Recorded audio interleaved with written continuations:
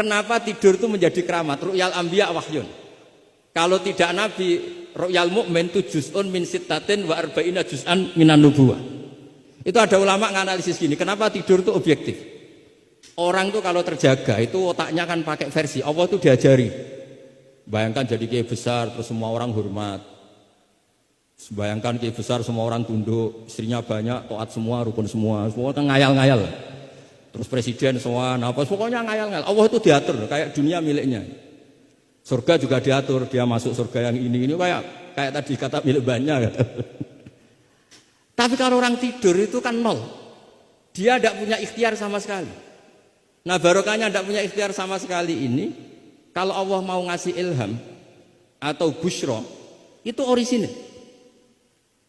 Makanya saya ini jarang wiridan habis sholat, tapi kalau sama tidur tuh wiridan saya banyak. Ini bukan pamer, bukan. Saya sampai apal doa-doa mau tidur. Allahumma rabbas samawati sab'i wa rabbal arsyil azim rabbuna wa rabb kulli syai'in khaliqul habbi wa nazzala tawratu injiru. Semua panjang. Allahumma amantu bika wa da'tu jamila amal jawami.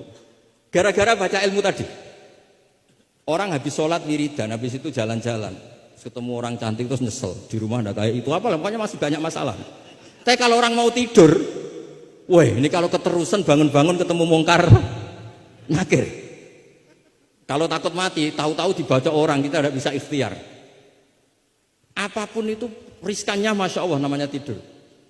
Tapi kita berani karena tawakal sama Allah. Nah itu kalau kamu bisa mengenalkan itu tidur kamu dengan kualitas juz'un min sittatin wa arba'ina juz'an minan nubuwah. Saya itu pernah tidur, ini cerita ke sampean, tidak sering tapi pernah. Belajar kitab sak nomornya itu tak lihat, itu persis. Dia hanya ingin meraktekkan itu. Ya karena tadi, kalau betul ru'yal mukmin itu juz'un min sittatin wa arba'ina juz'an minan nubuwah. Makanya ada anni arafil manami anni asbahuk. Makanya ketika Said Muhammad cerita, kalau ada kritikus tentang kitab Madaih, karena kadang pakai cerita ru'yal kafir, itu kata Said Muhammad, di era sebelum Rasulullah SAW, itu semua ru'ya itu orisinil. Ketika Fir'aun mimpi bahwa ada an-naron akhraqat baitahu, terus ditakwil anna waladan min awladi bani Israel ahlaka mulkahu. Akhirnya nyata apa enggak? Nyata kan? Padahal itu ru'yal kafir. Fir'aun mimpi ada nar sing akhraqat baitahu, terus ditakwil ada waladan min bani Israel ahlaka napa? Mulka. Nyata padahal itu ru'yal kafir. Zaman Azizu Misra mimpi ini ara sapa baqaratin siman. Itu juga nyata padahal ru'yal kafir. Sehingga di Dalailun Nubuwah Imam Bukhari sendiri memasukkan komentarnya Heraklius.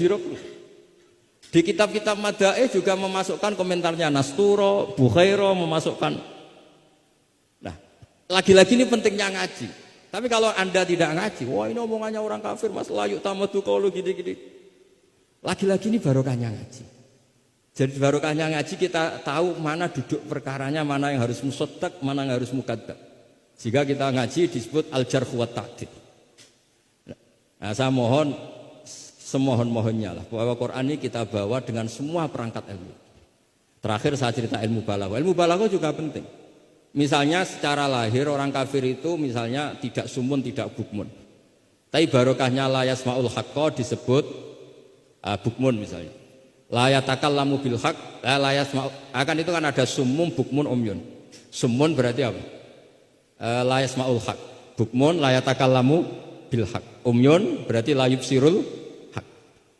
Sehingga nanti kalau ada ayat wa ja'ala minhumul qiradata wal khanazira abadat taghut, andaikan tidak ada fakta, ada kaum tertentu yang dijadikan khanazir, kita masih bisa pakai tasbih. Tasbih balik adalah yang ada itu tasbih dibuang. Kalau orang dermawan level 6 mungkin orang bilang masih zaidun kal bahr. Tapi kalau levelnya 9 10 orang akan bilang zaidun bahrun. Kalau ganteng masih pas-pasan zaidun kal badri. Tapi kalau sudah kayak Rasulullah anta syamsun anta badri. Nah, pentingnya ilmu itu adalah ketika ada ayat yang dohirnya misalnya ada tadi wa ja'ala minhumul qiradata wal khanazira abadat taghut. Ternyata misalnya kalau itu fakta ya sudah selesai kan, berarti itu hakikat. Tapi itu misalnya tidak fakta, kita masih bisa mentakwil dengan qulubuhum atau apalah mentalnya mislul khonazir mislal kirot. Tapi kalau kita tidak ngaji balaghah, semua lafaz kita anggap apa? Tekstualis, dan kita anggap hakikat, berarti terus nganggap pernah ada periode yang orang itu dijadikan seperti itu. Nah, lagi-lagi yang nyafaat itu semua adalah ilmu. Ya, jadi ini sekaligus mohon bab ini ijazah kita muafaqat supaya semuanya dapat dan dapat berkah dari Rasulullah sallallahu alaihi wasallam. Assalamualaikum warahmatullahi wabarakatuh.